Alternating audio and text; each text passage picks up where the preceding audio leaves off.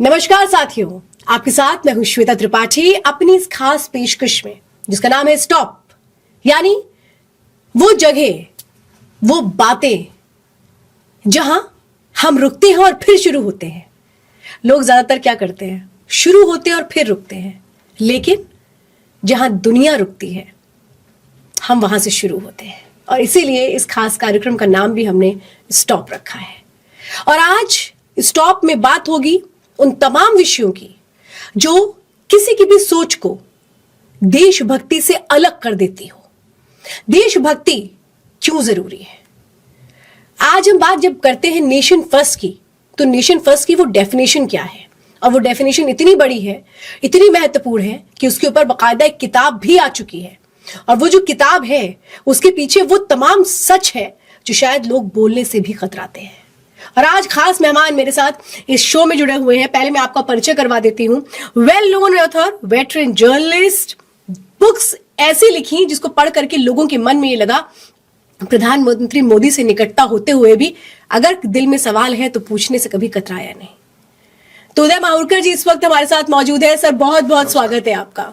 देखिए, सबसे पहले तो मैं आपकी इस बुक के साथ ही शुरुआत करूंगी। देखिए, ये जो बुक है, मैं बहुत खुश हूं, मेरे पास इस बुक का एडिशन आ चुका है। सर, ये बुक है nation first, my idea of nation first. Yes, मेरी राष्ट्र प्रथम की कल्पना। तो ये कल्पना क्या है? क्यों आपको लगा कि इस बुक को लिखना चाहिए, इस बुक को समाज के सामने रखना चाहिए? देखिए, ये बुक जो है, किताब जो है, पुस्तक जो है, ये गए 10 सालों में मेरे द्वारा लिखे गए लेख ऐसे विषयों पे जिससे देश जूझ रहा है, उन लेखों की ये किताब है। वो हिंदू मुस्लिम प्रॉब्लम हो, है ना, वो अंबेडकर के विचार हो, समझा, वो कट्टरवादी इंकलाब इस्लामिक संगठन हो, वो अबुल कलाम आजाद हो, भारत के पहले शिक्षा मंत्री मौलाना अबुल कलाम आजाद, इन सबको लेके वहाबी सोच का भी जिक्र आपने किया है इसमें। बिल्कुल। तो इनको सबको लेके मैंने जो विचार व्यक्त किए हैं इसके अंदर मेरे लेखों के द्वारा, वो नेशन फर्स्ट पे आधारित है। नेशन फर्स्ट क्या है, जिसको मैं आजकल कहता हूं true nation first. True nation first ये है कि देश सर्वोपरि है, हमारा हित नहीं। Nation is supreme, not your views और योर थॉट्स। समझा? नेशन फर्स्ट में आजकल हम जो देखते हैं वो ये देखते हैं कि नेशन फर्स्ट के अंदर व्यक्ति की कहीं खुद की भावना भी कहीं छुपी होती है कि नेशन फर्स्ट में थोड़ा फायदा मेरा भी हो जाए। हाँ, बिल्कुल यही बात है। लोग अपना पहले प्रॉफिट देख लेते हैं। नहीं, नेशन फर्स्ट की भावना रहती है उनकी। मैं उनकी एक तरीके से उनके भाव को रिस्पेक्ट करूंगा, उनकी उसकी इज्जत करूंगा, लेकिन कहीं ना कहीं कुछ का फायदा हो जाए ये भी महत्व कहीं ना कहीं होती है। मेरा ये कहना ये है कि नेशन फर्स्ट वो होना चाहिए कि भले आपका नुकसान हो जाए, देश का नुकसान नहीं होना चाहिए। दूसरा, जो हम आजकल देख रहे हैं कि हमारा जो आदर्श पुरुष है वो कभी गलती नहीं कर सकता, ऐसा नहीं होता। आपके आदर्श पुरुष, आपके माता पिता ने कोई गलती की है तो नेशन फर्स्ट का सिद्धांत ये आपको सिखाता है कि आप उस गलती को एडमिट करें। और आपने इस बुक में सर वो चीज एडमिट की भी है। मैं आपकी जब बुक पढ़ रही थी तो आपने वीर सावरकर जी का जिक्र किया, और आपने उसमें जिक्र किया कि जब वो कहते हैं काउ इज अ एनिमल, तो आपने कहा आप इससे अग्री नहीं करते हैं। मैं चाहूंगी कि वो जो बात आपने इस बुक में लिखी है वो बताइए। देखिए, वीर सावरकर पे थोड़ा प्रकाश में डालूं, मेरे वो आदर्श पुरुष है और क्यों है। वीर सावरकर वो व्यक्ति है जिन्होंने भारत पे राष्ट्रीय सुरक्षा को लेकर जो आपत्तियां आई गए 77 सालों में, वो सभी की भविष्य उन्होंने कर दी थी। वो चाइना हो, पाकिस्तान हो, आसाम हो, इन सभी विषयों पे जो उन्होंने कहा वही हुआ। 1952 में जब उन्होंने देखा कि चाइना हमसे सैनिक रूप से आगे बढ़ चुका है, तब उन्होंने एक विचार रखा देश के सामने कि चाइना हमसे आगे बढ़ चुका है, ये खतरे से खाली नहीं है। हमें अणुशक्ति बनना चाहिए, हमें न्यूक्लियर पावर बनना चाहिए, जो हम बने 26-25 साल के बाद। Yes. समझा? 1954 में जब पंडित नेहरू पंचशील नाम का एक मंत्र लेके आए, ये कहते हैं कि ये 5 मंत्रों का अनुकरण अगर भारत और भारत के पड़ोसी देश करते हैं तो भाईचारे से रह पाएंगे। उस टाइम पे सावरकर ने दूसरी वार्निंग दी। सावरकर ने कहा कि चाइना ने जहां पूरा तिब्बत हड़प लिया हो, उसके बाद में चाइना के साथ ऐसी चिकनी चुपड़ी बातें करना ये खतरे से खाली नहीं है। ये चाइना की जमीन हड़पने की भूख है, उसको प्रोत्साहन देगा। और चाइना अगर भविष्य में भारत पे ही अटैक करके भारत की अगर जमीन स्नैच कर लेता है तो मुझे थोड़ा भी अचंभा नहीं होगा, जैसा हो भी रहा था। और उन्होंने बाद में ये कहा कि पंडित नेहरू, तुम्हारा जो पंचशील है वो है मंत्र करने की माला, और चाइना का पंचशील है वो है सबमरीन, वो है मिसाइल, वो है रॉकेट, वो मशीन गन, टैंक। ट्रू। और फिर उन्होंने एक भविष्यवाणी की कि मेरे देश के युवाओं, मैं आपको आगाह करता हूं कि पंडित नेहरू देश को बहुत ही गलत डायरेक्शन में ले जा रहे हैं। ये उन्होंने भविष्यवाणी की, और उनकी भविष्यवाणी कितनी कारगर साबित हुई कि 54 में उन्होंने ये भविष्यवाणी की है ना, कि चाइना शायद हमारी जमीन भी हड़प सकता है। और ये घटना 8 साल के बाद हुई जब 1962 में भारत पे आक्रमण किया चाइना ने और चाइना की जमीन हड़प ली। वही सावरकर, क्योंकि थोड़े रेशनलिस्ट थे वो। देखिए, ये जो आजकल कांग्रेस का प्रचार चल रहा है कि वो तो गौ मास के भी वो थे, वो सब गलत बात है। उन्होंने गौ मास की कोई बात नहीं की। उन्होंने कहा कि क्या आपको लगता है उनकी इमेज को एक गलत तरह से पोर्ट्रे करने की कोशिश हो रही है? 100%। तो सावरकर का, सावरकर क्यों हमारी क्यों है? एकता और अखंडता के समय बड़े प्रतीक है, समझो आप। मगर क्यों प्रॉब्लम है कांग्रेस? नो, इसके लिए कि देखिए, देश को भ्रमित रखा गया कई सालों तक आजादी की बात। जो भारत का पार्टीशन हुआ वो तो मातृभूमि के 2 टुकड़े हुए। उसके बाद में क्या होना चाहिए था? उसके बाद में भारत हिंदू राष्ट्र बन जाना चाहिए था। पर हम तो सेक्युलर हो गए। हिंदू राष्ट्र छोड़िए, हमको 3 हमारे मंदिर नहीं मिले। मुस्लिम आक्रांताओं द्वारा मध्यकाल के अंदर हजारों मंदिर टूटे, लाखों मंदिर टूटे, मैं तो कहूंगा। हमें काशी, मथुरा और अयोध्या नहीं दिया इन्होंने संपूर्ण रूप से, और अब जब मिल रहा है तो बहुत बुरा लग रहा है। आप समझे? तो भारत के साथ एक धोखा हुआ, समझा? लेकिन आके मूल प्रश्न पे आऊं मैं कि वो रेशनलिस्ट थे। उन्होंने कहा कि गाय उपयोगी अगर जानवर है तो अच्छी बात है, लेकिन हमको एक गाय को एक धार्मिक दृष्टि से नहीं देखना चाहिए, वैज्ञानिक दृष्टि से देखना चाहिए। जी।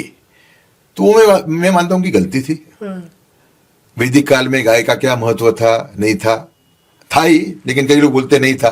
हमारे गाय कामधेनु है भाई। हाँ, वो एक अलग डिबेट है। लेकिन गाय गए कम से कम 5000 साल से वो हिंदुओं की माता है। बिल्कुल बिल्कुल। ठीक है। और साइंटिफिकली जो हमारी देशी गाय है, उसका जो दूध है, उसका जो गौमूत्र है, उसकी प्रॉपर्टीज साइंटिफिकली चेक हो चुकी हैं। बिल्कुल। कई बीमारियों के अंदर वो मदद करती है, हमारे हेल्थ के लिए बहुत फायदा कारक है, समझा? लेकिन सब में बड़ी बात है कि गाय हमारी गौ माता है। मैं मानता हूं कि वीर सावरकर को इसको टच नहीं करना चाहिए था, इस विषय को, ऐसा मेरा मानना है। तो आपको ऐसा लगता है ये सारे विषय हैं जो वीर सावरकर जी की इमेज को एक अलग तरीके से बताने की कोशिश करते हैं, और आरएसएस और वीर सावरकर जी की जो आइडियोलॉजी थी वो फर्क थी, ये चीजें हैं जो एस्टैब्लिश लोग करवाने की कोशिश करते हैं? नहीं, देखो, ऐसा है कि वीर सावरकर हमारी एकता अखंडता के सब में बड़े प्रतीक है। वीर सावरकर वो is the leader of intellectual Hindutva, समझे आप? वीर सावरकर की अगर दृष्टि समाज में फैलती है तो जो विभाजनकारी लोग हैं, जिनका अस्तित्व पोषण विभाजित भारत पे है, उनकी दुकानें बंद हो जाएंगी। वो पार्टियां हो, वो ऐसे लोग हों जो सोशल मूवमेंट चला रहे हैं, उनकी दुकानें बंद हो जाएंगी। दूसरा कि वीर सावरकर का जो हिंदुत्व था वो आपको समझना पड़ेगा। उनका जो हिंदू मैनिफेस्टो में, उन्होंने हिंदू मैनिफेस्टो के अंदर क्या लिखा है, उन्होंने ये कहा है कि आजाद भारत में सभी धर्म, सभी जातियों को समान अधिकार होगा। एक स्टेप और आगे जाते हैं और कहते हैं कि मुसलमान और क्रिश्चियनों की पूजा अर्चना में कोई अगर बाधा डालता है तो सरकार उसमें हस्तक्षेप करेगी और एंश्योर करेगी अपनी पूजा अर्चना अपने तरीके से वो कर पाए। लेकिन थर्ड पॉइंट पे वो वार्निंग देते हैं, वो ये कहते हैं कि राष्ट्र अल्पसंख्यकवाद के नाम पे राष्ट्र के अंदर दूसरा राष्ट्र बनने की अनुमति नहीं देगा। हमारी जो पहले 60 साल की कहानी है वो यही है। जो मुस्लिम तुष्टिकरण की नीतियां कांग्रेस ने देश पे थोप दी वो क्या थी? जिन्ना का जो 1940 का जो पाकिस्तान रिजोल्यूशन है उसके दो भाग थे। पहला भाग था कि हमें अलग देश चाहिए भारत के मुसलमानों को, और दूसरा रेजोल्यूशन ये था, दूसरा पॉइंट ये था उसका, सेकंड पार्ट उसका, कि उसमें उन्होंने कहा था कि जो मुसलमान भारत में रह जाते हैं उनको माइनॉरिटी के रूप में उनको प्रेफरेंशियल ट्रीटमेंट दिया जाएगा। तो कांग्रेस जो है वो कांग्रेस ने जिन्ना का जो सेकंड पार्ट था रेजोल्यूशन का उसको इंप्लीमेंट किया। कितना बड़ा धोखा किया भारत के साथ, हिंदुओं के साथ, इसका आप अंदाजा लगा सकते हो। मुस्लिम अपीजमेंट पॉलिटिक्स बिल्कुल। आपको लगता है खत्म हो पाएगी कभी? हाँ बिल्कुल होगी, होगी। मुस्लिम रेडी हैं इसके लिए? क्योंकि आपने अपनी जो बुक लिखी, ये इस बुक में मैं जब बाबा साहब का जिक्र करती हूँ और बाबा साहब की वो जो सोच है मुस्लिमों को लेकर, जो कांग्रेस अगर बाबा साहब का भी जिक्र कर रही है, कोई भी पार्टी बाबा साहब का जिक्र करती है, लेकिन मुस्लिमों को लेकर उनकी जो सोच रही है उसका जिक्र क्यों नहीं करती? वो इसलिए नहीं करती कि बाबा साहब को उनको अप्रोप्रिएट करना है। भाई जो उनकी नीति है कि ओबीसी, दलित, ट्राइबल, इनके आधार से, इनके मदद से हमको बीजेपी को हराना है। तो अगर बाबा साहब की ये सोच जो है, उनके जो विचार है, कठोर विचार है मुसलमानों के बारे में, बहुत ज्यादा कठोर है, वो विचार अगर पब्लिक में आते हैं तो बाबा साहब will become unacceptable for Muslims. आप समझे? ये सिंपल है। लेकिन और हमारे देश के अंदर एक ऐसा इंटेलेक्चुअल रिगर जिसको बोलते हैं, समझे आप, लोगों के अंदर वो है ही नहीं। कोई दूसरे देश में पॉसिबल नहीं था। जहां there is a deep sense of lack of history, yes, वहीं ये पॉसिबल है। समझे आप? ट्रू। नहीं, लेकिन एक बात बताइए ना, अब मैं आपकी इस बुक को जब देखती हूँ, मैं ये बात करती हूँ, आप जब यहाँ पर my idea of nation first की बात करते हैं और इसमें जो बाबा साहब के विचार इसमें लिखे हैं, तो आप उसको कैसे इंप्लीमेंट करवा पाएंगे? क्योंकि अगर आप इन विचारों में देखें तो मुस्लिमों के लिए सबसे पहले उनका धर्म है, धर्म पहले, राष्ट्रवाद में, जैसा इसमें लिखा है। उन्होंने, बाबा साहब भीमराव अंबेडकर ने अपनी बुक में भी इस बात को लिखा है, उसको ही मैं कोट कर रही हूँ, क्योंकि यहाँ तो बात में लोग केस भी कर देते हैं। तो मैं इस बात को अगर थोड़ा और बढ़ाऊं तो वो नेशन फर्स्ट वाली फीलिंग लाएंगे कहाँ से आप? नहीं, देखिए ऐसा है कि बाबा साहब ने जो मुसलमानों के बारे में जो अपने विचार व्यक्त किए हैं, वो जरूरत से ज्यादा कठोर है। मैं मूल निवासी ग्वालियर का हूं। ग्वालियर के जो संस्थापक महाजी शिंदे, उनकी जान भी पानीपत में मुसलमान ने बचाई थी, और उनके जो गुरु थे वो भी एक मुसलमान थे। एक गुरु उनके। मेरा जो अनुभव मुसलमानों को रहा है, पर्सनल अनुभव, इतना कड़वा नहीं है। मुझे अच्छे मुसलमान मिले हैं जीवन के अंदर। हाँ, कांग्रेस की नीतियों की वजह से मुस्लिम कट्टरवाद में खूब बढ़ोतरी हुई है। कांग्रेस ने देवबंद को एक तरीके से पोषा, तबलीग जमात को पोषा। तबलीग जमात और देवबंद एक तरीके से कट्टरवाद के प्रतीक है, समझा? तो काफी बड़ा है। लेकिन ये कहना कि कोई भी हर एक मुसलमान ये चाहता है कि भारत इस्लामिक राष्ट्र बन जाए, ये ठीक नहीं होगा। इसमें अच्छे दाखले भी मैंने दिए। आपने बहुत सारी चीजें इसमें देखिए, एक दाखला मैंने ये दिया है, एक गामी करके एक हाँ गौ रक्षक है, गामी, सूरत में। उसने तय किया कि मैं जो खटीक है सूरत में, उनको मैं समझाऊंगा कि आप गौहत्या न करें। अच्छा, सूरत के अंदर वहाबिज्म फैल चुका है। ये खटीक भी मेरे ख्याल से मेजोरिटी सब वही है, देवबंद तबलीग जमात वाले, अहले हदीस वाले, मतलब वहाबी। उन्होंने ये अभियान शुरू किया 10 साल पहले, और आज 60% सूरत के खटीक हैं, उन्होंने गामी के माध्यम से शपथ ली है कि हम गौ हत्या नहीं करेंगे, हम गौ मांस नहीं बेचेंगे। छोटी मोटी घटना नहीं बहुत है, बड़ी बात है ये। बहुत बड़ी घटना है ये, आप समझे।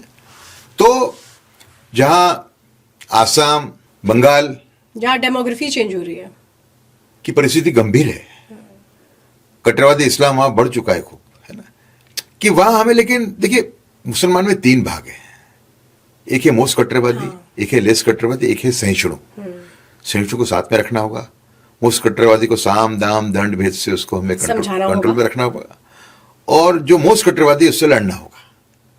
यही स्ट्रेटेजी। तो आपको लगता है मोस्ट कट्टरवादी जो लोग रोज मुसलमान समाज को गाली दे रहे हैं, हाँ।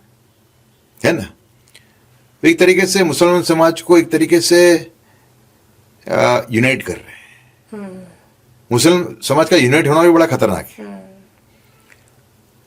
मुसलमानों के अंदर जो बरेलवी होता है वो कभी देवबंदी नहीं बनता, कभी देवबंदी नहीं बनता, सही है। बरेलवी ही टूटता है हमेशा। सुन्नी मुसलमानों के अंदर इंटरनल कन्वर्जन चलता है, देवबंदी और बरेलवी के बीच में, ठीक है। लेकिन इसकी एक विशेष इसका जो फीचर है वो ये है कि बरेलवी जो कंपैरेटिवली मॉडरेट मुस्लिम है, वो देवबंदी बन जाता है। देवबंदी कभी बरेलवी नहीं बनता, समझा आप? तो आप जैसे उनको यूनाइट करोगे तो जो एक कंपैरेटिवली मॉडरेट इस्लाम है, कंपैरेटिवली जो बरेलवी, उनकी भी बदमाशी काफी है। जैसे कि उत्तराखंड में जो दरगाहें बन रही हैं ऊपर हिल्स के बिना परमिशन के, हाँ, वो थोड़ी बदमाशी है। तो उनके अंदर भी एक कट्टरवाद कुछ टाइप, लेकिन कभी बरेलवी में से एक भी टेररिस्ट नहीं आता। आपको एक बात समझनी पड़ेगी, टेररिस्ट हमेशा आते हैं वहाबियों में से, देवबंद तबलीग जमात और इनके जो प्रीचिंग है, वो कभी बरेलवी में से एक भी टेररिस्ट नहीं आता। ये बरेलवी क्यों नहीं इनका विरोध करते हैं? करते ना, वो तो का इतनी गालियां दे दी कि कहने के वो लोग यूनाइट भी होंगे, क्या मालूम मुझे। मैं यही बोल रही हूँ, ये तो बहुत रिस्क है भाई। क्वेश्चन ये है कि एक जो मुस्लिम कम्युनिटी है, उनको ये समझना होगा ना कि उनकी कम्युनिटी में ही कुछ ऐसे ये कहूँ कि ब्रांचेस बन चुकी हैं जो उनको खराब कर रही हैं। भाई देखिए, यहाँ पे एक मुसलमान, बरेलवी तो बहुत विरोध करते हैं उनका, मेरे पास तो आते रहते हैं ना। नहीं तो ये एक देवबंद के अंदर भी 2 भाग है, देवबंदी में भी 2 भाग है, देवबंदी के भी 2 भाग है। एक तो अल फलाह वाला है, जो टेररिस्ट निकले ये लोग, और दूसरा भाग है वो ये चाहता है कि भारत में इस्लाम फैले, लेकिन टेररिस्ट का सहारा नहीं लेंगे हम, ऐसा मानते हो, समझे आप। दूसरा कि एक एस्पिरेशनल क्लास, वो मुसलमानों के भी काफी हद तक देखने को मिलता है कई जगह पे, एस्पिरेशनल क्लास। अभी मैं एक शादी में गया था, बर्थडे पार्टी में गया था, जो मेरे एक दोस्त हैं, उनके ग्रैंडसन की थी, मूल देवबंदी फैमिली में से, लेकिन मॉडरेट हो चुके हैं। उस फंक्शन के अंदर जो महिलाएं आई थी वो काफी मॉडर्न ड्रेस पहन के आई थी, मतलब मुसलमान लगी नहीं रही थी, डिग्निफाइड ड्रेसिंग था, ऐसा नहीं है, हिजाब नहीं था, पैंट शर्ट भी पहन के आई थी। तो उसमें जो समय ज्यादा मॉडर्न लगी, तो मैंने मेरे दोस्त से पूछा, मैंने कहा भाई ये कौन है महिला? बोले मेरे भाई की साली है। तो एस्पिरेशनल क्लास वहां पे भी है, आप समझे? नहीं, ये तो आपने बात अच्छी कही, लेकिन मैं इसको थोड़ा और एक्सटेंड करना चाहूंगी, क्योंकि आपने यहाँ पर हिजाब की बात बोली। देखिए, अब बहुत सारी कंट्रीज है जिसमें हिजाब नहीं है, और हमारे बहुत बड़ी डिबेट चली है इसको लेकर कि भाई हिजाब का, जब बाकी मुस्लिम देश, जो मुस्लिम देश है, डिक्लेयर्ड कंट्रीज है, मुस्लिम कंट्रीज, जब वहां पे नहीं करते तो आप यहाँ इसकी प्रथा का की जरूरत क्या है? देखिए, हिजाब और बुर्के में आपको फर्क करना पड़ेगा। हिजाब मुस्लिम महिला को बांध लेने वाला स्टेप नहीं है, समझो आप। हिजाब मतलब सिर कवर करना, कोई सा गलत बात नहीं है उसके अंदर। हाँ, बुर्का जो है वो गलत बात है। It is an assault on women's rights, आप कह सकते हो। लेकिन इसके लिए कोई बड़ी आवाज नहीं उठती है। किसके लिए? यही बुर्का बैन हो। वो तो जो पॉलिटी डेवलप की है, बुर्का देखो, बरेली तो कहाँ ज्यादा बुर्का पहनते हैं, देवबंदी वाली पहनते हैं 80%। फिर भी भाई, अगर हम अपने देश की बात करें, हम बाकी चीजों में इस्लाम में बाकी देशों को फॉलो करते हैं, लेकिन जहां जो चीज जिन कंट्रीज में बैन हो चुकी है हम उसको फॉलो नहीं कर पाते। जहर घोल रखा ना कांग्रेस ने। कांग्रेस ने मुस्लिम कट्टरवाद को बढ़ावा दिया ना बहुत। कांग्रेस की भूमिका इसमें बड़ी खराब तो है। ये मुस्लिमों को नहीं समझ में आ आप रहा देखिए कि अलीगढ़ मुस्लिम यूनिवर्सिटी, या उस टाइम पे था, उसको कहा जाता अलीगढ़ मुस्लिम कॉलेज, ये पाकिस्तान जो पूरा मूवमेंट था जिन्ना का, उसका मेन सेंटर था। मतलब एक ही आदमी था कांग्रेस का वहां जो पाकिस्तान आइडिया के विरुद्ध था, बाकी सब there all followers of Mohammad Ali Jinnah and Muslim league.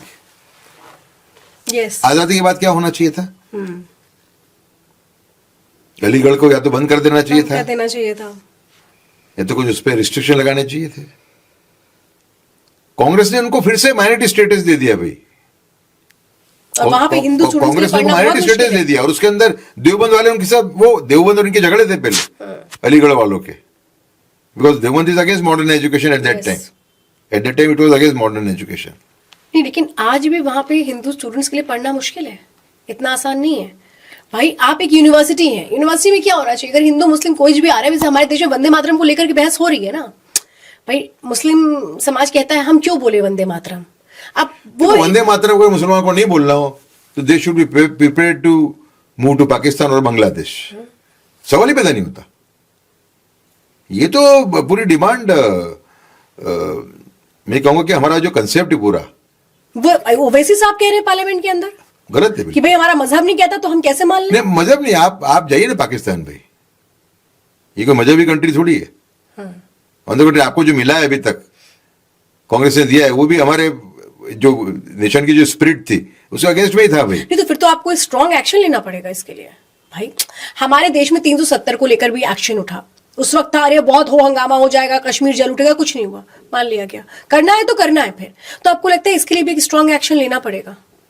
हाँ, क्योंकि बहस तो भाई पार्लियामेंट में हुई है, 2 दिन हुई, 10 घंटे। ले सकते, लेना चाहिए। वो कह रहे वंदे मातरम नहीं, वंदे भारत बोल दो। देखो ऐसा है कि देखिए, मुसलमान को समझना पड़ेगा कि मेजोरिटी मुसलमान जो थे देश में, वो चाहते थे पाकिस्तान। या आंकड़ों को देखें तो मेजोरिटी, यस, आंकड़े तो और भी खतरनाक है। 20% लोगों ने वोट किया 1945 के सेंट्रल असेंबली और प्रोविंशियल असेंबली के इलेक्शन में। कितना? 20% मुसलमान है। उसमें से 86% voted for Muslim league, over 86%। लेकिन हम उसको एक तरीके से हम ये फिगर्स को 100% पे लागू नहीं करेंगे।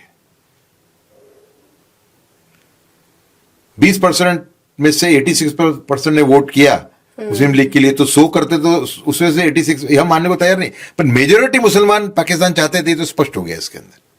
उसके बाद में तो फिर आपको भाई सब फ्रीडम है आपको, आप स्पेशल प्रिविलेज ले रहे हो। हाँ, वो नहीं छोड़ेंगे। हाँ, तो वो छोड़ो ना आप भाई। हिंदुओं के साथ कितना अन्याय हुआ है बताओ ना आप मुझे। रिजर्वेशन इनको मिल रहा है। हाँ भाई, मैं कह रही हूँ रिजर्वेशन इनको मिल रहा है। बिल्कुल। आप एक जनरल क्लास के स्टूडेंट को पूछ लीजिए, उसे कितना स्ट्रगल करना पड़ता है। बिल्कुल। तो रहोगे भी इसी देश में और इसके बाद इस देश के गाने भी नहीं गाने हैं। बिल्कुल बिल्कुल। तो कुछ तो स्ट्रॉन्ग एक्शन होना चाहिए, आपको लगता है? अच्छा, आपने अपनी इस बुक में चूंकि प्रधानमंत्री नरेंद्र मोदी का भी जिक्र किया है, नरेंद्र मोदी जी के ऊपर आपने 2 बुक इससे पहले भी लिखी हैं, और आपने यहाँ पर ये साफ तौर पे कहा है कि मुसलमान पीड़ित मानसिकता से बाहर निकलना चाहते हैं। छद्म और धर्मनिरपेक्ष दलों की जो तुष्टीकरण की राजनीति है, पैन इस्लामिक विचारधारा से स्वयं को अलग कर राष्ट्रीय मुख्य धारा में अगर वो शामिल करना चाहते हैं तो प्रधानमंत्री मोदी ही उनके लिए बेहतर विकल्प है। हाँ, ये तो मानता हूं मैं साहब। मोदी जी से अच्छा ऑप्शन नहीं है उनके पास। मोदी जाते तो मुसलमानों के ऑप्शंस कम होंगे। कैसे ऑप्शंस कम होंगे? मोदी ने एक मेन स्ट्रीम का द्वार उनके लिए खुला रखा है। नहीं, लेकिन ये आप सोचते हैं, जो अगर आप ग्राउंड पे जाइए तो जो मुस्लिम हैं वो ये कहते हैं कि हम बीजेपी से डरते हैं, हम मोदी जी से डरते हैं। ऐसा क्यों फिर? देखो, एक बात है, मुसलमान का एक वर्ग जो है वो विक्टिमहुड थियरी को क्रिएट करने का मास्टर है। समझा? आप देखिए जो स्कीम्स हैं सरकार की वेलफेयर की, आप लाभार्थी देखिए मुसलमानों की कितनी बड़ी संख्या है। हॉस्पिटल की स्कीम हो, आयुष्मान भारत हो, उनको मालूम है कहाँ लाभ लेना है, ऐसा नहीं है। नहीं, लेकिन वो ये कह रहे हैं कि लाभ देना तो आपकी जिम्मेदारी है, लाभ तो आप दीजिए, लेकिन आपने देश में हिंदू मुस्लिम कर दिया है। जो मुस्लिम है इस देश में सुरक्षित नहीं है। क्यों ये नैरेटिव सेट करवा दिया गया है? देखो, ऐसा नहीं, ऐसा कोई सुरक्षा की बात गलत है। देखिए, मैंने पहले भी आपसे कहा कि जो लोग दिन रात मुसलमान कम्युनिटी को गाली दे रहे हैं, है ना, वो मुसलमानों को इकट्ठा कर रहे हैं और उनकी संख्या कम है। ट्विटर पे आपको देखने मिलता है कई बार। नहीं, लेकिन उनकी संख्या तो कम है माहूरकर साहब, लेकिन सबसे बड़ी टेंशन उनका इन्फ्लुएंस ज्यादा है। आप देखिए ना, एक ट्विटर पे कोई एक चीज, एक मूवमेंट शुरू होता है, आप कह रहे हैं ठीक है संख्या कम है, लेकिन मुश्किल ये है कि इतनी तेजी से बढ़ता चला जाता है कि आप इसको रोक नहीं पाते। अभी हम बात कर रहे हैं, मैं थोड़ी देर पहले एक न्यूज पढ़ रही थी, उसमें एक शख्स, मुस्लिम शख्स था, उसने हिंदुओं को अपनी शादी में दावत पर बुलाया। अब उसके खिलाफ कि तुमने हिंदुओं को क्यों बुला लिया, उसके खिलाफ फतवा जारी हो गया। कट्टरवाद तो फैलाई हुआ है ना। तो ये जो देखिए, ऐसा है कि इसमें एक चैप्टर है, दो बड़े विशेष चैप्टर है मुसलमानों को लेके इस किताब वो मुझे बड़े इंटरेस्टिंग भी लगे वो। एक किताब, इसका जो लास्ट चैप्टर है, हाँ, वो है एक तक़वीतुल ईमान नाम की किताब आती है, हाँ, जो हर एक वहाबी या देवबंद, तबलीग जमात और अहले हदीस की मदरसा में पढ़े जाती है। ये किताब जो है, ये पुस्तक जो है, ये it is a stepping stone to Muslim separatism. इसके हिंदू कस्टम्स को कंडेम किया गया है। समझे ना आप? तो किस विक्टिमहुड की बात कर रहे हैं आप? अलगतावाद वाली किताबें पढ़ा रहे हो भाई। भाई आप ये देखिए ना, हमारे देश में ये तो, मैं आप इस बात में तो तारीफ करेंगे। देखिए, मैं अभी एक वीडियो देख रही थी जिसमें जब ये वक्फ को लेकर के सरकार फैसला ले रही थी, तो प्रधानमंत्री नरेंद्र मोदी ने बाकायदा उसके पहले मुस्लिम कम्युनिटी के लोगों से बुलाकर बातचीत की और उन्होंने कहा भी, उन्होंने जिक्र किया कि किस तरह से उन्होंने जो मुस्लिम कम्युनिटी के बड़े लीडर्स थे उनसे बातचीत की, उनसे समझा, एक मतलब फुल स्टॉप और कॉमा तक उनको बताया कि भाई ये चीजें सही हैं। तो जब प्रधानमंत्री मोदी इस तरीके की बातों को रखते हैं, कम्युनिटी को बुला करके कॉन्फिडेंस लाने की कोशिश करते हैं, तब हमारी संसद में बिल फाड़ दिया जाता है। ओवैसी साहब क्या कर रहे थे? बिल फाड़ दिया उन्होंने। ठीक है, फाड़ो से कोई मतलब नहीं, लाना है तो लाना है। तो फिर ऐसे लोगों से आप नेशन फर्स्ट को कहां ले जाएंगे? ये तो कभी इनके लिए नेशन फर्स्ट नहीं है। आपने वक्त खत्म कर दिया, ये कर दिया, वो कर दिया। देखिए, मैंने आपको बोला मुसलमान प्रॉब्लम का एक ही उपाय है। आपको मोस्ट कट्टरवादी से लड़ना पड़ेगा, लेस कट्टरवादी को साम दाम दंड भेद से कंट्रोल में रखना पड़ेगा, और जो नए कट्टरवादी नहीं उनको साथ में लेके चलना पड़ेगा। इसके तीन ही उपाय, जैसा कोई इसका उपाय नहीं है। मतलब आप ये कह रहे हैं कि सरकार को और टफ स्टैंड लेना चाहिए? नहीं, सरकार तो टफ स्टैंड तो लेती है ना, जहां लेना हो, थोड़ी। बट ये जो कट्टरता फैली है, हाँ, तो उसमें वो किताब को विड्रॉ करना चाहिए सरकार को। आज 10 साल हो गए लेख को लिख के मुझे। तक़वीतुल ईमान नाम की जो किताब है, जो हर एक देवबंदी मदरसा में पढ़ाई जाती है, वहाबी मदरसा के अंदर, वहाबी मतलब देवबंद, तबलीग जमात और अहले हदीस, ठीक है ना? तो अभी तो बैन हो जाने चाहिए थे, नहीं हुई बैन अभी तक, उसको बैन कर देना चाहिए। नहीं, तो आपको ऐसा नहीं लगता? आपने चूंकि भाई खुद ही बोला कि जो 3 हिस्से हैं मुस्लिम कम्युनिटी में, 3 हिस्से हैं। जब आप लिबरल मुस्लिम्स की बात करते हैं, तो जैसे हम अगर वोहरा कम्युनिटी को ही ले लें, तो क्या इनको नहीं आगे आना चाहिए?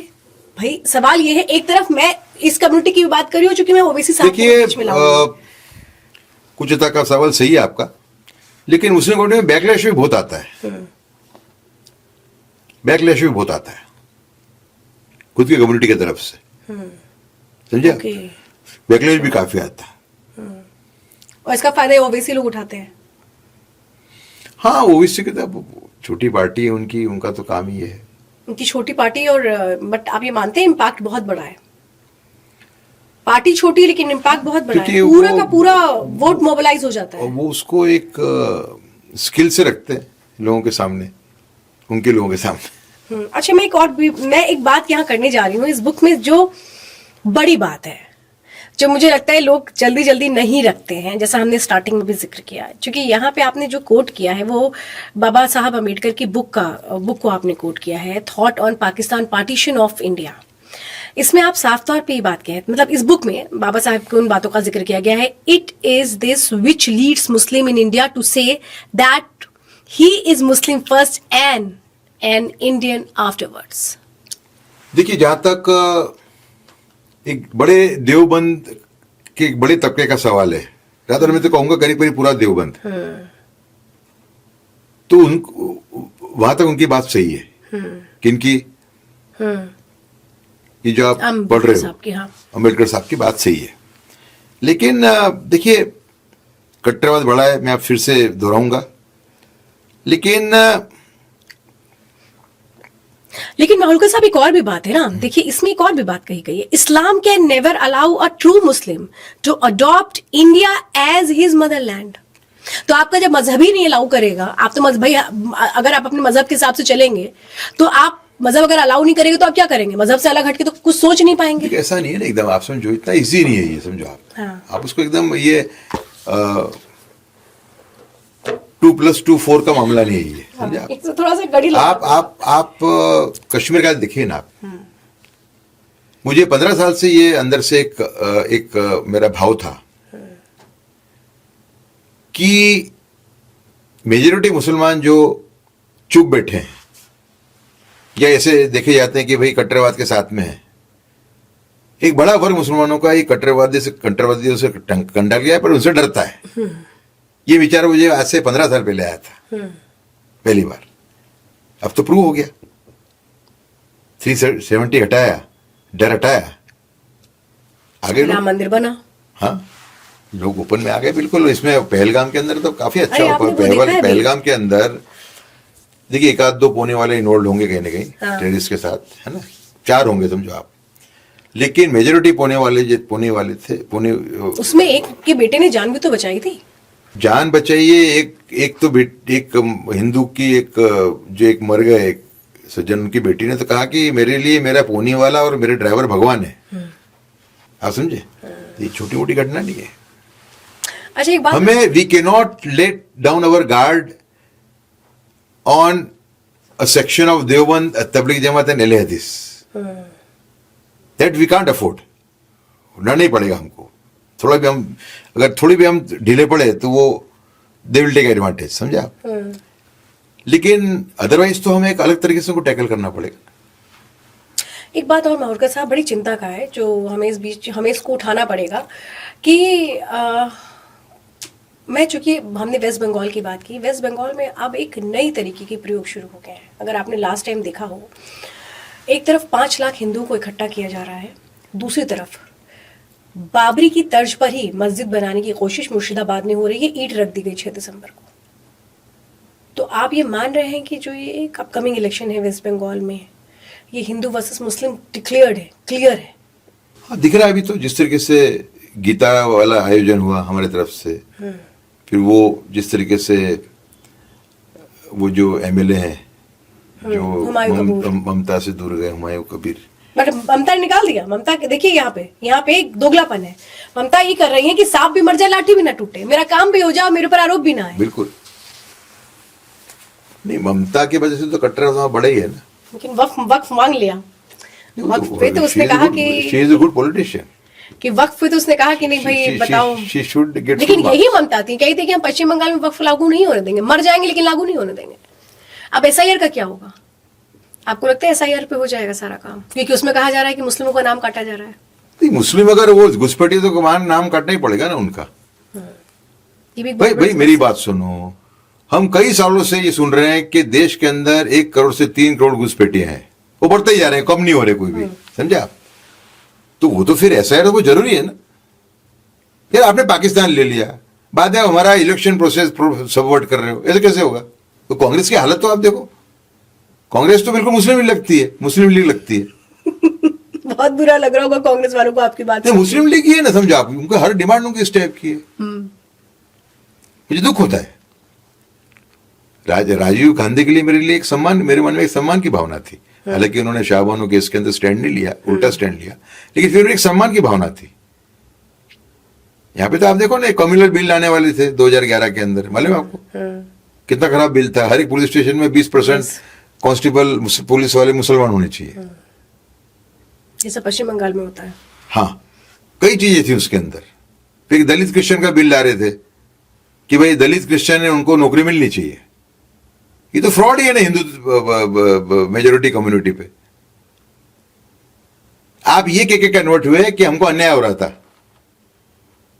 आप ये कह रहे थे आपको अन्याय हो रहा था। हिंदू जो सवर्ण लोग आपको अन्याय कर रहे थे, आप पे अत्याचार कर रहे थे। फिर आप क्रिश्चियन बन जाओ और वही लाभ उठाते रहो, तब क्रिश्चियन क्यों बने फिर? अगर इगैलिटेरियन रिलीजन है क्रिश्चियनिटी, तो आप मतलब आप देखिए, जो रिजर्वेशन का प्रोविजन है वो उन्हीं दलितों के लिए जो हिंदू धर्म में है। जो क्रिश्चियन और कट्टर मुसलमान जो प्रचार करते हैं वो ये करते हैं कि हिंदू, ये इसके लिए हिंदू मुस्लिम बनना चाहते हैं कि भाई क्योंकि इन पे अत्याचार हो रहा है, उसके सामने हमको रिजर्वेशन दिया उनको, ठीक है आप। तो ऐसे कैसे हो जाए कि दलित क्रिश्चियन भी बन जाए और उसको रिजर्वेशन भी मिले? कैसे हो सकता है? ऐसा बिल लोग ला रहे थे 2012 के अंदर, समझा? इसके लिए कांग्रेस को मुस्लिम इस्लामिक पार्टी कहना बिल्कुल जायज है मेरे साथ। नया नाम दे दिया कांग्रेस को, बिल्कुल तो लग ही रहा होगा। आप देखो ना, भी वहां पे बिल लेके आ गए कर्नाटक में, देखो आप कर्नाटक में बिल लेकर आ गए। कर्नाटक में जो बिल लेके आए कितना खराब है वो बिल। तो फिर समाधान क्या लगता है आपको? अगर भाई प्रॉब्लम ये है, देश में पॉलिटिक्स तो होगी, पॉलिटिक्स अभी खत्म नहीं होगी, एपिसमेंट पॉलिटिक्स होगी, वो भी खत्म नहीं होगी क्योंकि वोट बैंक का मामला है यहाँ पे। तो फिर आपको क्या लगता है ये होगा कैसे? रास्ता क्या निकलेगा? ये रास्ता तो यही है, टू नेशन फर्स्ट के आधार पे, कि जो सब में कट्टरवादी मुसलमान है उनसे लड़ो। यूसीसी, आपको लगता है यूसीसी भी आ सकता है, उससे भी एक बहुत हद तक प्रॉब्लम सॉल्व होगी? हाँ बिल्कुल प्रॉब्लम सॉल्व होगी। एक देखो, आपको मुसलमान का देखो, कश्मीर के अंदर जो किया है इन लोगों ने कि नेताओं को कर दो, कितने साल, 1-2 साल बंद रखा ना, नजर कैद के 2 साल, हाँ। 2 साल बंद रखा, तो वो तो ऐसे स्टेप उठाने पड़ेंगे आपको, सीधी बात है ना। मगर आपको लगता है भारत का मुसलमान ये ना भूले कि पाकिस्तान उसके वजह से हुआ था, पाकिस्तान का निर्माण, क्योंकि 1945 का वोटिंग जो वो प्रूव कर देता है कि मेजोरिटी मुसलमान पाकिस्तान चाहते थे। पाकिस्तान, भारत के मुसलमानों को ये भूलना नहीं चाहिए। और ये जो लोग मुसलमान को गाली गलौज कर रहे हैं हमारे साइड से, अल्ट्रा हिंदुत्व वाले, वो गलत कर रहे हैं, मैं मानने को तैयार हूं। It is an over reaction from them against years and years of Muslim appeasement and Muslim क्या बोलते हैं, रेडिकलिज्म। तो वोल्केनो है फटा, हाँ। भाई दबते दबते दबते दबते कब तक? बिल्कुल ये हुआ है, करेगा ही करेगा, यही हुआ है। मैं तो स्ट्रेटेजिकल एक बात कर रहा हूँ, लेकिन गलत तो गलत है, वो गलत है, लेकिन अगर ऐसे ब्लास्ट भी हो रहा है तो भी गलत है।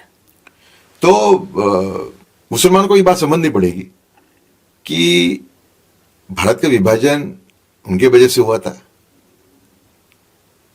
और उनकी मानसिकता रखनी पड़ेगी उनको कि उनको जो हक का है वो पूरा मिलेगा, हक के बाहर का 1 इंच भी उनको मिलना नहीं चाहिए। भारत की ये पॉलिसी होनी चाहिए, Muslims will not get any special treatment, बराबर। बहुत बड़ी बात और बहुत कड़वी बात आपने कही है, बड़ी बात और कड़वी बात कही है।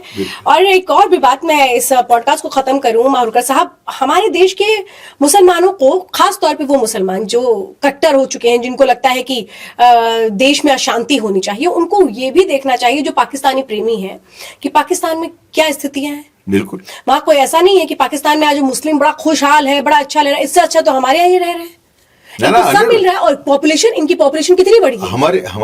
हमारे मुसलमान तो ज्यादा उससे खुश हैं, उनके मुकाबले they are in better position. CA जब आया तो कह रहे नहीं पाकिस्तान के मुस्लिमों को भी इसमें शामिल कर लो। क्यों शामिल कर लो भाई? आप मुस्लिम राष्ट्र हो, क्यों शामिल कर लें? जरूरत क्या है इस बात की? बिल्कुल। मैं आपसे इस पॉडकास्ट को खत्म करूं, जाते जाते नेशन फर्स्ट का वो लास्ट लाइन आपके मन की क्या होगी कि बस ये होना है, अब ये होना, और हर भारतीय को मानना है? एक मैं अभियान चला रहा हूं अभी भारत में पोर्नोग्राफी बंद करवाने के लिए। 80% जो बलात्कार हो रहे हैं देश में वो ऐसी फिल्मों के कारण है, अश्लीलता के कारण है। कृष्णा डिस्ट्रिक्ट में, आंध्र प्रदेश के, एक साल में 220 बलात्कार हुए। मेजोरिटी जो बलात्कारी थे वो 18 साल के नीचे के लड़के थे और करीबन सभी के सभी बच्चों ने जो कृत्य किया वो रेप के इन्फ्लुएंस में, वो पोर्नोग्राफी के इन्फ्लुएंस में आके किया। समझा? तो आज जो सबसे बड़ी समस्या भारत की है वो है ये परवर्टेड कंटेंट, जो हमारे देश के चरित्र को और हमारे देश की संस्कृति को रोज खत्म कर रहा है। समझो, अब ये हालत है। ठीक है, मैं मानता हूं कि नेशन फर्स्ट का इससे बड़ा दाखला नहीं हो सकता कि हम इस राक्षस को खत्म करें, एक नए अलाउद्दीन खिलजी के रूप में देखें, उसे खत्म करें। खत्म कैसे करें? एक तो है कि भाई जज्बा, दूसरा है कि प्रैक्टिकल। तो इसको खत्म करना बहुत इजी है। जो इंटरनेट प्रोवाइडर्स हैं, एयरटेल हो, जियो हो, वोडाफोन आइडिया हो, एमटीएनएल हो, एक कानून बने जो उनको बाध्य करे कि उनका जो इंटरनेट कनेक्शन है उससे अश्लीलता नहीं जाएगी। अगर जाती है तो वो रिस्पॉन्सिबल होंगे, उनको पनिश किया जाएगा। और जो जो मेरी बात हुई है एक्सपर्ट्स, टेक्नोलॉजी के जो एक्सपर्ट्स हैं उनके साथ, वो कहते हैं कि एआई के थ्रू ये पॉसिबल है। एआई का अगर उपयोग करते हैं ये, तो एक सीन नहीं जाएगा। समझा? इच्छा शक्ति चाहिए। इच्छा। दूसरा एक indecent representation of woman act है, indecent representation of woman into bracket prohibition act. इसमें मैक्सिमम सजा मेरे ख्याल से 3 साल की है या 5 साल की है, मतलब 5 साल के अंदर की है। ये सजा को बढ़ा के 10 साल की जाए, इधर 3 साल तक बेल ना मिले। मुझे कोई ने कहा कि 3 साल तक बेल नहीं मिलना, ये तो आतंकवादियों के लिए प्रावधान है। मैंने कहा भाई ये सांस्कृतिक आतंकवादी और उन आतंकवादी से ज्यादा खतरनाक है, हमारे बच्चों को बिगाड़ रहे हैं रोज के रोज। अब जेनजी जनरेशन है, कहां जा रही है? बिल्कुल। तो मैं मानता हूं कि नेशन फर्स्ट के प्रिज्म से हम देखें इस प्रॉब्लम को, तो सरकार को थोड़ा भी डिले करे बिगर एक नया कानून लाना चाहिए जो इंटरनेट प्रोवाइडर्स को बाध्य करे और ऐसे बनाने वाले और फिल्म बनाने वालों को और परोसने वालों को, दोनों को शिक्षा करे और कड़ी से कड़ी सजा हो। कड़ी से कड़ी सजा हो। जो देखिए, हम स्कूल के अंदर एक प्रतिज्ञा करते थे कि सभी भारतीय मेरे भाई बहन हैं। तो हमें ये संवेदना होनी चाहिए कि हमारे भाई और बहन बिगड़ रहे हैं। हमारे जो संत हो गए बड़े बड़े, विवेकानंद हो, श्री अरविंदो हो, मेरे गुरु स्वामी प्राणवानंद जी हो, इन सभी संतों ने भारत के महान देश बनने की भविष्यवाणी की थी। उसके अंदर कोई रोड़ा आ रहा है क्या? हमारी जवाबदारी नहीं हम उसको दूर करें? और सबकी जवाबदारी, इससे भी ज्यादा। मैं कह रही हूँ 140 करोड़ हिंदुस्तानियों की जवाबदेही है। हाँ, इससे भी ज्यादा। आपका खुद का बच्चा ही सुरक्षित नहीं है भाई। क्या देख रहा है, क्या मालूम आपको? हाँ, हर हाथ में फोन है। समझा? तो मेरे ख्याल से अगर नेशन फर्स्ट की बात करें तो घर से शुरुआत, नेशन फर्स्ट की भावना को बहुत बल मिलेगा अगर सरकार एक ऐसा कानून लाती है जो इंटरनेट प्रोवाइडर्स को बाध्य करे अश्लीलता और खत्म करे, जो इस टाइप की फिल्म बना रहे हैं और परोस ओटीटी रहे पे हैं, बैन लाए, नहीं उनको पनिश करे। समझा? तो मैं मानता हूं कि नेशन फर्स्ट के आधार पे ये समय बड़ी मांग आज देश की है। तो देश को आगे ले जाना है, सुरक्षित रखना है, तो फिर एक नई क्रांति चाहिए। और ये किताब मैं जरूर कहूंगी हर किसी को इस वक्त पढ़नी चाहिए, क्योंकि इसमें इतिहास की वो सच्चाई लिखी है जो शायद सामने आना जरूरी है, समझना जरूरी है। और इसीलिए एक और बात है, हाँ, इसकी जो प्रस्तावना है हाँ, योगी आदित्यनाथ वो जी लिखी है। योगी आदित्यनाथ जी ने लिखी है। उसकी उप प्रस्तावना है, प्रीफेस, वो आसाम के माननीय मुख्यमंत्री हेमंत बिश्वा शर्मा जी ने लिखी है। और दोनों ने बड़े मन से लिखी है। और ना सिर्फ मन से लिखी है बल्कि एक बड़ी विशेष बात है इसकी, हाँ, मैं जो दिखाती मेरे ख्याल हूँ। से लोगों के सामने मुझे लानी चाहिए ये इस पॉडकास्ट में। जिसका आप जिक्र कर रहे हैं, प्रस्तावना योगी आदित्यनाथ ने लिखी है और उप प्रस्तावना यानी प्रीफेस हेमंत बिस्वा शर्मा, जो कि आजकल काफी कोशिश कर रहे हैं। वहां तो इतनी डेमोग्राफी चेंज हो चुकी है, खुल करके बोल रहे हैं कि भाई बिल्कुल। अब आप सही कर दो, गलत हो गया है और गलत हम घुसपैठियों को एक इंच भी जमीन नहीं दे सकते, हम लोग इनको घुसने नहीं देंगे। और बड़ा स्ट्रॉन्ग उनका एक्शन है। इनफैक्ट योगी आदित्यनाथ जी का बहुत स्ट्रॉन्ग एक्शन। एक और मुद्दा इसके अंदर मैं लाना चाहूंगा। हाँ। इसकी एक विशेष आर्टिकल है इसमें जो देश को पढ़ना चाहिए। जी बताइए, मैं दिखाती भी हूँ दर्शकों को अपने। ये है अबुल कलाम आजाद जो थे, हाँ हाँ हाँ, है वो असल में क्या थे। देखिए, टाइम टाइम पे उनके सामने आक्षेप होते रहे कि भारत में जो प्रो मुस्लिम पॉलिटी रही, वो पूरी स्ट्रेटेजी उसके बनाने वाले वो थे, क्योंकि वो थे वहाबी। अबुल कलाम आजाद बरेलवी सिद्धांत में नहीं मानते थे, बरेलवी के इस्लाम में, समझा। तो देखिए, एक आदमी जिसके बारे में ये कहा जाता हो कि वो आदमी जिन्ना के बात में नहीं आया, जिन्ना के सामने लड़ा, उसके सामने इस टाइप का आक्षेप करना ये बड़ी गंभीर बात है। ऐसे भी लेकिन जो एविडेंस मैंने इसमें प्रस्तुत किया है, मैंने इसमें जो पाकिस्तान के जो लेखक हैं, पाकिस्तान के जो इंटेलेक्चुअल्स हैं, उनके लेखों को इसमें प्रदर्शित किया हुआ है।